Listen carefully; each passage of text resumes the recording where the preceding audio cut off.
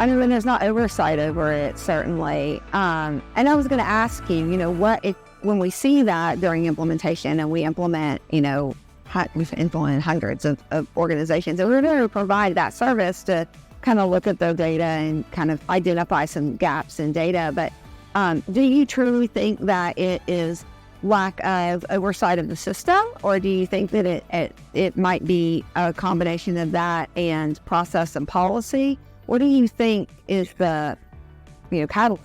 Well, first of all, these systems they're living. They're not something to be left alone and it just stays great. I mean, there's constant information coming in and out. There's constant contracts being negotiated. So I think having a good organization around arrangements are one thing, but having the process and, making sure that everything that's being negotiated, renewed, terminated is following, a procedure and processes that have been put in. So much even more so if the system that's in place is enforcing that. And I think that has been one of the biggest values that we've seen is if you have a system in place with those processes built into it, it doesn't matter if you have employee attrition. It doesn't matter really what's happening in the organization. It is kind of guiding through that path, and you see compliance staying in the organization where maybe it wouldn't have if someone left.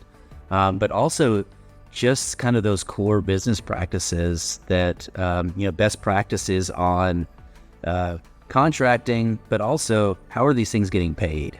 Right. What is the process for contract retention? That's something that we've seen quite a bit. And I think, back to the value component, just having the organization where where your contracts sit, being able to have the speed of knowing how to grab those contracts, who has access to them, who's responsible for them. I think there's two areas, right? There's the organizational process, right, that you have to make sure that you have within your healthcare system to maintain regulatory and organizational compliance. But there's a technology process associated with it too. And you talked about it a second ago when with like employee attrition or transition between departments, and having a system in place really helps you ensure that there's no missteps there. So if someone were to have an opportunity to go work in a different department or even in another health system, because you've got that process in place and the technology that's supporting it, there's not a misstep.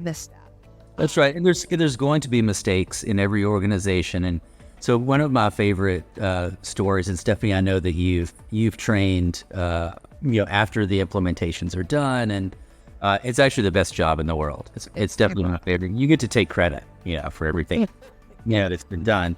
But I know in the education sessions that I've had with particularly healthcare executives first, and then really the overall users there's mistakes everywhere. And what this isn't is we're not pointing the finger on anything. It's an opportunity. It's an opportunity to get better.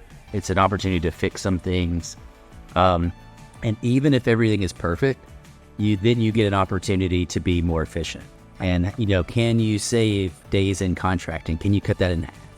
And then what does that mean to your organization financially? But what else could you be doing with that time to really benefit the organization?